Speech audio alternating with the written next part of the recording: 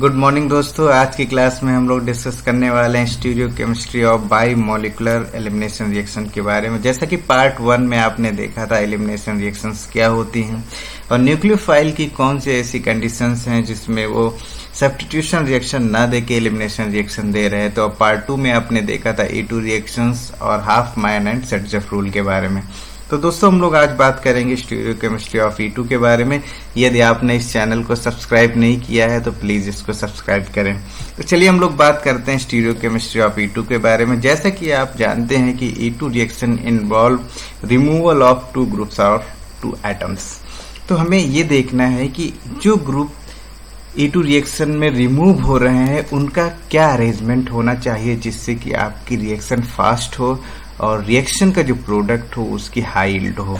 तो दोस्तों आप इस रिएक्शन में देखिए कि जो दो आपके ग्रुप लगे हुए हैं X और H दोनों क्या है सेम प्लेन में है। तो पहली कंडीशन E2 रिएक्शन की यही है कि जो ग्रुप रिमूव होने हैं, जो दो ग्रुप रिमूव होने हैं they should be in same plane. दोनों कैसे होने चाहिए? सेम प्लेन में होने चाहिए। सेम प्लेन में आप अगर हम डिफाइन करें तो आप देखिए यहाँ पर ये दोनों क्या है, सॉलिड लाइन आपको दिख रही है, ये दोनों क्या है, प्लेन में है। या तो ये दोनों ग्रुप क्या होंगे, अबव द प्लेन होंगे, एक्स एच कहाँ होंगे, यहाँ पर होंगे, या तो ये क्या होंगे, बिलो द प्लेन होंगे। ठीक है, ये तीनों कंडीशन है जिसमें ये दोनों ग्रुप क्या होंगे, सेम प्लेन में होंगे। दूसरी कंडीशन दोस्तों आप ये देखिए कि प्रोडक्ट में आप देख रहे हैं पाई बॉन्ड का जनरेशन हो रहा है, पाई बॉन्ड का फॉर्मेशन हो रहा है। पाई बॉन्ड का फॉर्मेशन कब कैसे होता है ये आप लोग जानते हैं। ये कार्बन sp3 हाइब्रिडाइज ऑर्बिटल है, ये भी कार्बन क्या है, sp3 हाइब्रिडाइज ऑर्बिटल है। जब CXP ऑर्बिटल CHP ऑर्बिटल आपस में क्या करते हैं, ओवरलैप करते हैं, इस कंडीशन में इस पाई बॉन्ड का जनरेशन होता है। दोस्तों एक क्वेश्चन यहाँ से भी ये भी पूछा गया है कि जो ये CX का sp3 हाइब्रिडाइज p ऑर्बिटल है और CH का दोनों कैसे होने चाहिए, एक दूसरे के पैरेलल होने चाहिए।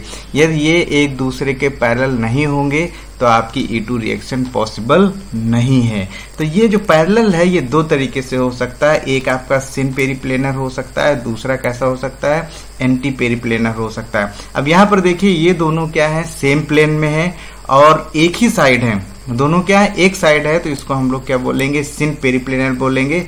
ये दोनों जो ग्रुप रिमूव होने हैं वो दोनों सेम प्लेन में बट अपोजिट साइड हो, इसको हम लोग क्या बोलेंगे, एंटी पेरिप्लेनर बोलेंगे। क्लियर है इतनी बात? तो दो कंडीशंस आपको याद रखनी है। दोनों ग्रुप कैसे होने चाहिए, सेम प्लेन में होने चाहिए, और दोनों ग्रुप के जो ऑर्बिटल्स हैं p ऑर्बिटल दोनों कैसे होने चाहिए, पैरेलल होने चाहिए। और पैरेलल आपके कौन कौन से होंगे, सिन पेरिप्लेनर होंगे, दूसरा कौन सा होगा, एंटी पेरिप्लेनर। एक ही साइड सिन, अपोजिट साइड एंटी। अगर हम ऑर्बिटल डायग्राम की बात करें तो यहाँ पर आप देखिए CH और CX दोनों ऑर्बिटल क्या है, सेम प्लेन में है और पैरेलल हैं। जब आप बेस लेते हैं तो इस कंडीशन में दोनों ऑर्बिटल्स क्या करते हैं, आपस में ओवरलैप करते हैं। ये ट्रांजिशन स्टेट की कंडीशन है और ट्रांजिशन स्टेट आपका कैसा है, सिन कोप्लेनर ट्रांजिशन स्टेट है। तो यहाँ पर दोस्तों देखिए यदि ऐसी कंडीशन है, ऐसी एलिमिनेशन रिएक्शन है जब दोनों ग्रुप जो रिमूव होने हैं वो सेम साइड में हो, तो ऐसी रिएक्शंस को हम लोग क्या बोलेंगे, सिन एलिमिनेशन बोलेंगे। कहने का मतलब ये है कि दोनों ग्रुप जो रिमूव हो रहे हैं सिन कंडीशन में है और ऐसी एलिमिनेशन रिएक्शन को हम लोग नाम देंगे, क्या देंगे, सिन एलिमिनेशन देंगे। क्लियर है? एंटी एलिमिनेशन किसको बोलते हैं, जब दोनों ग्रुप अपोजिट साइड के रिमूव हो और दोनों क्या हो, प्लेन पे हो, ऐसी रिएक्शंस को हम लोग क्या बोलते हैं, एंटी एलिमिनेशन बोलते हैं। क्लियर नहीं? क्लियर। सिन एलिमिनेशन दोनों सेम साइड में, एंटी एलिमिनेशन दोनों क्या होने चाहिए, अपोजिट साइड। लेकिन एक कंडीशन ये भी याद रखनी, दोनों ऑर्बिटल क्या होने चाहिए, पैरेलल होने चाहिए, और पैरेलल की ही कंडीशन में ये रिएक्शन पॉसिबल है। चलिए दोस्तों हम यहाँ पर देखते हैं सिन पेरिप्लेनर और एंटी पेरिप्लेनर न्यूमैन प्रोजेक्शन में, क्योंकि कोई भी क्वेश्चन आपको जो है किसी भी प्रोजेक्शन में दिया जा सकता है, तो सारे प्रोजेक्शन में आपको सिन और एंटी क्लियर होना चाहिए। तो यहाँ पर देखिए इसको हम सिन पेरिप्लेनर अगर जो न्यूमैन प्रोजेक्शन में देखें तो सिन पेरिप्लेनर आपका कैसा होता है, एक्लिप्स्ड फॉर्म में होता है। किस फॉर्म में होता है, एक्लिप्स्ड फॉर्म में होता है। CX देखो यहाँ पर H और X दोनों क्या हो रहे हैं, ओवरलैप हो रहे हैं। क्लियर? ये सॉहॉर्स में ऐसी कंडीशंस रहेगी। और एंटी पेरिप्लेनर की बात करें दोस्तों तो ये देखो एंटी पोजीशन पे है, H और X दोनों क्या है, एंटी है, दैट इज स्टैगर्ड कन्फर्मेशन है। क्लियर? जब आपका सिन पेरिप्लेनर होगा तो ये एक्लिप्स्ड होगा, और एंटी पेरिप्लेनर आपका कैसा होगा, स्टैगर्ड कॉन्फॉर्मेशन होगा। इतनी बात क्लियर है, ये चीज आप याद रखिए। अभी हम लोग इस पे क्वेश्चन भी सॉल्व करेंगे। दोस्तों ये इंपॉर्टेंट क्वेश्चन है कि आखिर E2 रिएक्शन किसको फेवर करता है, सिन एलिमिनेशन को या एंटी एलिमिनेशन को। तो आपको हमेशा याद रखना है E2 रिएक्शन आपका कैसा है, एंटी एलिमिनेशन होता है, सिन एलिमिनेशन नहीं होगा। तो आपके माइंड में आ जाना चाहिए कि न्यूमॉन प्रोजेक्शन कैसा होना चाहिए E2 रिएक्शन के लिए, सिन होना चाहिए, सॉरी एक्लिप्स होना चाहिए, स्टैगर्ड होना चाहिए। तो आपको हमेशा याद रखना है कि E2 रिएक्शन स्टैगर्ड में ही पॉसिबल है, सिन में पॉसिबल नहीं है। पॉसिबल है लेकिन जो है क्या होगी, मच स्लोअर होगी, और जो प्रोडक्ट यील्ड है बहुत ही कम होगी। क्लियर। अब बात करें कि आखिर ऐसा क्यों होता है। तो दोस्तों यहाँ पर आप देख रहे हैं ये सिन पेरिप्लेनर है और ये क्या है, एंटी पेरिप्लेनर है। तो सिन पेरिप्लेनर देख रहे हैं आप एक्लिप्स फॉर्म में है, और एंटी क्या है आपका, स्टैगर्ड कॉन्फॉर्मेशन में है। तो आप ये देखिए, आपने देखा होगा जो स्टैगर्ड कॉन्फॉर्मेशन है मोर स्टेबल है। जब आप रिएक्शंस करेंगे तो रिएक्शन में जो ट्रांजिशन स्टेट है वो स्टैगर्ड की क्या होती है, मोर स्टेबल होती है, जिसकी वजह से सिन एलिमिनेशन की जगह आपको कैसा मिलता है, एंटी एलिमिनेशन मिलता है, क्योंकि एक्लिप्स जो ट्रांजिशन स्टेट होगी वो लेस स्टेबल होगी। क्लियर। तो एंटी एलिमिनेशन क्यों मिलता है, क्योंकि स्टैगर्ड कॉन्फॉर्मेशन ऑफ न्यूमॉन प्रोजेक्शन क्या होती है, मोर स्टेबल होती है। क्लियर। दूसरा रीजन सॉहर्ट्ज में देखें तो सॉहर्ट्ज में आप देखेंगे कि बेस जब ये एंटी है, अब ये जब बेस क्या करेगा, अटैक करेगा, तो इसमें जो ये जो इलेक्ट्रॉन है, जो CH बॉन्ड के इलेक्ट्रॉन है क्या करेंगे, बैक साइड से अटैक कर रहे हैं। क्लियर। तो ये जो X के इलेक्ट्रॉन यहाँ पर है और ये इलेक्ट्रॉन, इन दोनों के बीच में किसी भी तरीके का रिपल्सन नहीं हो रहा। लेकिन जब आप सिन में देखेंगे तो सिन में जब बेस अटैच करेगा और ये इलेक्ट्रॉन डीलोकलाइज करेंगे, तो CX के जो इलेक्ट्रॉन है और इन इलेक्ट्रॉन के बीच में क्या होता है, आपका रिपल्सन होता है, जिसकी वजह से ये ट्रांजिशन स्टेट क्या हो जाती है, डीस्टेबलाइज हो जाती है। क्लियर है। इसलिए आपको जो है यहाँ पर भी क्या मिलता है, एंटी एलिमिनेशन मिलता है। दोनों रीजन एग्जाम में पूछे गए हैं, आपको याद होना चाहिए। तो चलिए हम लोग बात करते हैं E2 रिएक्शन इज। दोस्तों आपको ये भी जानना जरूरी है कि E2 रिएक्शन जो है स्टीरियो स्पेसिफिक होती हैं और स्टीरियो सिलेक्टिव भी होती है। इन दोनों टर्म्स को डिफाइन करने से पहले just brief about the selectivity. जैसा कि आप लोग जानते हैं, आप भी सेलेक्टिव इन नेचर होते हैं, हम भी सेलेक्टिव इन नेचर हैं। आपकी IIT जैब में कोई भी रैंक हो, लेकिन हम लोग प्रायोरिटी हमेशा टॉप मोस्ट IIT को ही देते हैं। उसी तरीके से जो आपके ऑर्गेनिक कंपाउंड्स होते हैं उनके पास भी एक से ज्यादा फंक्शनल ग्रुप होते हैं, और आप जानते हैं कि mostly functional group can react in more than one way. तो अब आपको सेलेक्ट करना है कि कौन सा फंक्शनल ग्रुप क्या होगा, सबसे पहले रिएक्ट होगा और कौन सा बाद में रिएक्ट करेगा, और कहां पर रिएक्ट करेगा और कैसे रिएक्ट करेगा। तो ये सारे क्वेश्चन जो है सेलेक्टिविटी क्वेश्चन को अराइज करते हैं। जैसा कि आपको यहाँ पर देखने में मिल रहा होगा कि जो सेलेक्टिविटी है उसको कई तरीके से क्लासिफाई किया गया है, जैसे आपका कीमो सेलेक्टिविटी, रेडियो सेलेक्टिविटी और स्टीरियो सेलेक्टिविटी। कीमो सेलेक्टिविटी की बात करें तो जैसे सपोज कीजिए आपके पास ऑर्गेनिक कंपाउंड है, उसके पास दो फंक्शनल ग्रुप है, एक आपका क्या है एल्डिहाइड ग्रुप लगा हुआ है, दूसरा आपका क्या एस्टर लगा हुआ है।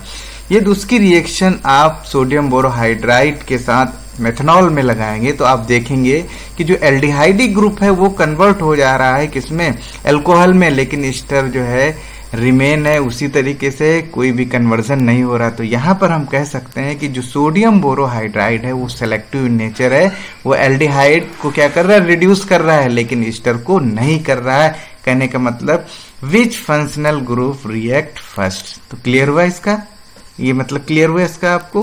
फिर उसके बात करें रेडियो सेलेक्टिविटी की, तो radio selectivity means where it will react. जैसा कि आपने सेटजेफ और हाफमैन रूल में देखा था, सेटजेफ में आपने देखा था कि बेस उस बीटा कार्बन पे अटैच हो रहा था या उस कार्बन पे अटैक कर रहा था जहां पर नंबर ऑफ हाइड्रोजन क्या थे, लीस्ट थे, लेकिन हाफमैन में जस्ट इसका अपोजिट था, आपका बेस वहां पर अटैक कर रहा था जहां पर आपके नंबर ऑफ हाइड्रोजन क्या थे, ज्यादा थे। क्लियर है, that is radio selective. Chemo selectivity means which functional group react first और radio selectivity means where it will react. Now third one is the stereo selectivity. Stereo selectivity means how it will react. ठीक है, इसको समझने के लिए आपको ये समझना होगा कोई भी रिएक्शन ऐसी है जो स्टीरियो सेलेक्टिव नेचर है वो आपको क्या देगी, प्रीडोमिनेंट प्रोडक्ट देगी. क्यों? क्योंकि उसके पास रिएक्शन पाथवे की हमेशा चॉइस रहती है. दो चॉइस रहती हैं, या तो वो काइनेटिक कंट्रोल होगी या तो वो थर्मोडायनेमिक कंट्रोल होगी. काइनेटिक कंट्रोल और थर्मोडायनेमिक कंट्रोल समझने के लिए जस्ट एक सिंपल आप एग्जांपल लीजिए. आपने क्या किया, राउंड बॉटम फ्लास्क लिया, उसमें आपने रिजेंट लिया, रिएक्टेंट लिया और आपने देखा कि रिएक्शन जस्ट कुछ सेकंड में ही रिएक्शन क्या हो गई, स्टार्ट हो गई. तो जो तुरंत प्रोडक्ट बन रहा है दैट इज क्या है, वो लोअर एक्टिवेशन एनर्जी पाथवे के फॉलो कर रहा है. ठीक है, जो दूसरा प्रोडक्ट बन रहा है वो क्या है, मोर स्टेबल प्रोडक्ट फॉर्मेशन कर रहा है. कहने का मतलब ये है कि जो रैपिडली प्रोडक्ट बन रहा है दैट इज क्या है, वो आपका काइनेटिक कंट्रोल है, और जो मोर स्टेबल प्रोडक्ट है वो आपका क्या है, थर्मोडायनेमिक कंट्रोल है. इतनी सी बात क्लियर हो रही. यदि आपका kinetic control product major product है या रैपिडली प्रोडक्ट आपका जो मेजर प्रोडक्ट है तो उसको हम लोग बोलते हैं काइनेटिक कंट्रोल. यदि आपका जो मोर स्टेबल प्रोडक्ट है वो आपका मेजर प्रोडक्ट है तो उसको हम लोग क्या बोलते हैं, थर्मोडायनेमिक कंट्रोल. इन सारी चीजों के बारे में हम लोग डिटेल स्टडी करेंगे लेकिन वो दूसरी वीडियो में. ठीक है, third one is the stereo specific. ये भी इंपॉर्टेंट है, याद रखिएगा कि जो प्रोडक्ट की स्टीरियो केमिस्ट्री है अगर वो डिटरमाइंड हो रही है बाई किससे, स्टार्टिंग मटेरियल से, तो ऐसी रिएक्शन को हम लोग क्या बोलेंगे, स्टीरियो स्पेसिफिक रिएक्शन बोलेंगे. और आपको ये पता होना चाहिए कि जो E2 रिएक्शंस है वो स्टीरियो स्पेसिफिक रिएक्शन है और स्टीरियो सिलेक्टिव रिएक्शन है. तो इन्हीं की हम लोग बात करने वाले हैं कि कैसा आपका स्टार्टिंग मटेरियल होगा और उसके अकॉर्डिंग कैसा आपका प्रोडक्ट होगा. और ये क्वेश्चंस आपको हमेशा नीट से लेकर आपको JRF या CSIR के या डिफरेंट कॉम्पिटिटिव एग्जाम में इसका मिलना ही मिलना रहता है. तो चलिए हम लोग एक एग्जाम्पल लेते हैं 2-ब्रोमोपेंटेन का. 2-ब्रोमोपेंटेन में आप देख रहे हैं आपके पास क्या है, एक कायरल कार्बन है तो इसके डायस्टीरियोमर आपके पास कितने होंगे, 2 होंगे. सपोज कीजिए यहाँ हमने एक प्लस माइनस या RS ले लिया. ठीक है, पहले यहाँ पर समझिए फिर उसके बाद मैं इसका सोल्यूशन बताता हूँ कैसे सॉल्व करना.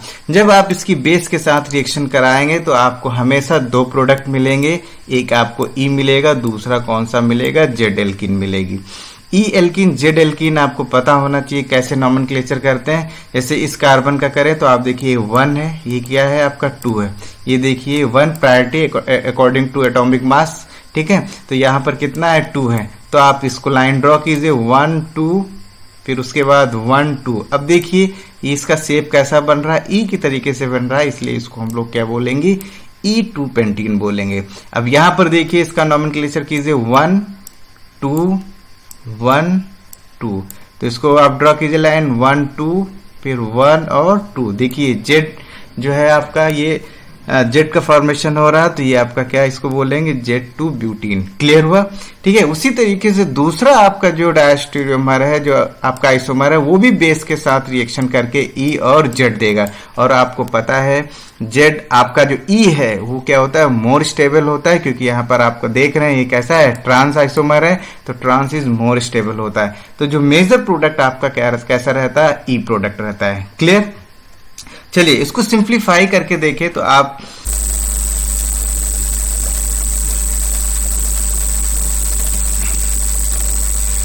चलिए पहली कंडीशन हम लोग देखते हैं, ये beta carbon bonded to hydrogen. ये बीटा कार्बन है जिसके पास 2 हाइड्रोजन है. इस कंडीशन में मैंने आपको पहले भी बताया 2 तरीके की एल्कीन मिलने के चांसेस हैं.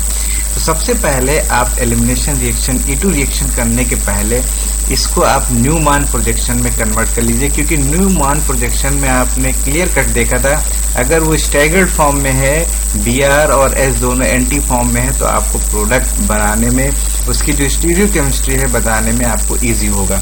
ठीक है, चलिए सबसे पहले हम लोग ट्राई करते हैं. यहाँ पर ये आपका 2-ब्रोमोपेंटेन है. इस 2-ब्रोमोपेंटेन को हम लोग क्या करते हैं, फिशर में कन्वर्ट करते हैं. फिशर में कन्वर्ट करने के लिए सबसे पहले यहाँ पर देखिए आपके पास कायरल कार्बन कितना है, 1 है. ठीक है, 2 डायस्टीरियोमर होंगे इसके. तो इसको हम बनाते हैं. सबसे पहले आप क्या कीजिए, जो अल्फा और बीटा कार्बन है इन दोनों को वर्टिकल कर लीजिए. ठीक है, आपने क्या किया, ये देखो यहाँ से एक आपका ये कार्बन है, और दूसरा आपका कौन सा है कार्बन, ये दोनों, ये आपका अल्फा कार्बन हो गया और ये आपका क्या हो गया, बीटा कार्बन हो गया। क्लियर। अब अल्फा कार्बन से आप देखिए ये CH3 आपका अटैच है, आपने CH3 अटैच कर दिया, और बीटा कार्बन से ये आपका क्या है, C2H5 अटैच है, आपने इसको C2H5 अटैच कर दिया। क्लियर। अब हॉरिजॉन्टल की बात करें तो अल्फा कार्बन पे देखो HBr है, आप किधर भी आप H और Br आप क्या कर सकते हैं, अटैच कर दिए, इधर आपने Br किया, इधर H कर दिया। अब बीटा कार्बन पे देखो 2 हाइड्रोजन लगे हुए हैं, आपने ये दोनों हाइड्रोजन क्या कर दिए, कर दिए। क्लियर। इसी तरीके से दूसरा आप बनाएंगे डैश ट्यूरिमर, तो यहाँ पर देखेंगे ये आपका इधर Br लगा हुआ है, जस्ट अपोजिट कर दीजिए, जो आपका कायरल सेंटर है उसको जस्ट अपोजिट कर दीजिए, दूसरा आपका डैश ट्यूरिमर बन जाएगा। चलिए, अब इस फिशर से हमें क्या करना है, कन्वर्ट करना है न्यूमैन प्रोजेक्शन में। तो न्यूमैन प्रोजेक्शन में कन्वर्ट करने के लिए कुछ भी नहीं करना है, बस आपको सिर्फ इधर देखना है। अब देखो यहां से आप क्या कीजिए, यहां से एक लाइन खींच दीजिए आपने बीच में, ये जो आपने लाइन बीच में खींची, ये एक फ्रंट कार्बन एक मान लीजिए और एक को बैक कार्बन मान लीजिए। क्लियर। अब नीचे वाले को हम फ्रंट कार्बन माने तो देखो फ्रंट कार्बन से क्या है, C2H5 अटैच है, ये आपने C2H5 अटैच कर दिया, दूसरे से H है, आपने H कर दिया, एक से H ये हो गया। क्लियर हो गया। अच्छा, बैक कार्बन है, उसको अटैच करने के लिए एक मिनट, अब देखो। क्लियर। अब यहाँ पर देखिए, इसको जो है यहाँ से लाइन ड्रॉ कर लीजिए, इसको आप फ्रंट मान लीजिए और इसको क्या कीजिए, बैक मान लीजिए। ठीक है। इस कार्बन को आपने ये देखिए फ्रंट पे रखा। क्लियर। फिर उसके बाद C2H5 को अटैच किया, फिर हाइड्रोजन को। क्लियर। अब बैक वाले को कार्बन को क्या करेंगे, अब CH3 जो है आप क्या कीजिए, C2H5 से अटैच कर लीजिए और इन दोनों ग्रुप को एक साइड रखिए, इन दोनों ग्रुप को एक साइड रखिए और इन दोनों ग्रुप को एक पास रखिए। क्लियर। इस तरीके से आपको देखो न्यूमैन प्रोजेक्शन बन गया, वो भी कौन सा, इक्लिप्स्ड। क्लियर हो गया। और इक्लिप्स्ड कॉन्फर्मेशन में आपको ये क्लियर है, E2 रिएक्शन पॉसिबल नहीं है। तो अब इसको हम क्या करेंगे, NT में कन्वर्ट करेंगे। और NT में कन्वर्ट करने के लिए कोई जरूरी नहीं कहां पर रोटेट करना है, कैसे रोटेट करना, आप इस तरीके से रोटेट कीजिए कि जो आपका Br और H है दोनों क्या हो जाए, NT पोजीशन पे हो जाए। क्लियर। अब आपने क्या किया, इसको रोटेट कर लिया 180 पे। 180 पे रोटेट करेंगे तो देखेंगे ब्रोमीन और हाइड्रोजन के आपके क्या हो गए, NT पोजीशन पे हो गए। क्लियर। अब आप बेस की प्रेजेंट में ये दोनों ग्रुप क्या कर दीजिए, रिमूव कर दीजिए, तो आपको देखिए इस तरीके की एल्कीन मिलेगी। इसको ड्रॉ करने के लिए कुछ भी नहीं करना है, आप जस्ट यहाँ पर क्या कीजिए, डबल बॉन्ड क्रिएट कर दीजिए इस तरीके से। अब आपकी देखिए ये एल्कीन मिल गई, और ये एल्कीन आपकी कौन सी है, देखिए E2 पेंटीन है। E क्यों है आपको पता है, 1 2 1 2। क्लियर। 1 2 1 2, और ये आप कौन सी होगी, E एल्कीन हो गए। अगर जो इसको आप सहॉर्स में कन्वर्ट करना चाहते हैं तो कुछ भी नहीं करना है, आपको क्लियर है, डायगोनल बनाना है। डायगोनल में अगर जो आपका एक्लिप्स बनाना है तो आप क्या करेंगे, Y, ठीक है। अगर NT बनाना है तो एक Y को क्या कर देंगे, इन्वर्ट कर देना। ठीक है। अब इसमें देखो NT बनाना है तो आप क्या कीजिए, इस Y को इन्वर्ट कर दीजिए, इसको सेम ऐसे रखिए। अब ब्रोमीन और H दोनों कैसे हैं, NT पोजीशन पे हैं। अब इन दोनों को आप रिमूव करेंगे तो 100 हार्स में देखेंगे आपको ये स्ट्रक्चर मिलेगा, इसको फर्दर आप कन्वर्ट कर सकते हैं एल्कीन में। क्लियर है। कोई भी प्रॉब्लम इसमें नहीं है, आप ड्रॉ करके देखेंगे आसानी से बन जाएगा। क्लियर। अब दूसरा जो आपका दूसरा डायस्टेरियोमर है, उससे एल्कीन का जो है फॉर्मेशन करके देखते हैं। अब यहाँ पर देखिए हमने जो है दोनों ग्रुप को क्या किया, इसको जो है इस तरीके से ले लिया। ठीक है। इक्लिप्स फॉर्म में बना लिया। आप इसको जो है बना के देखिएगा, इस वाले को इस तरीके से बनेगा, ये बनेगा। अब यहां से हमने 60 पे रोटेट किया। 60 पे रोटेट करने के बाद ये स्ट्रक्चर आएगा। इस स्ट्रक्चर में देखिए दोनों ब्रोमीन और H दोनों क्या है, NT पोजीशन पे हैं। इसको हमने इस तरीके से रोटेट कर लिया।